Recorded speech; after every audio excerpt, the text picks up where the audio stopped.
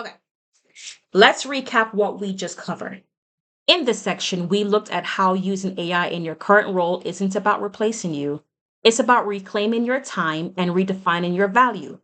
We saw how already smart professionals turned into hybrid professionals are not trying to outwork the AI, they're working alongside with AI.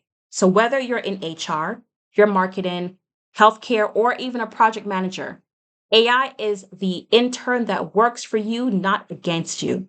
You do not lose your value when you upskill, you increase it.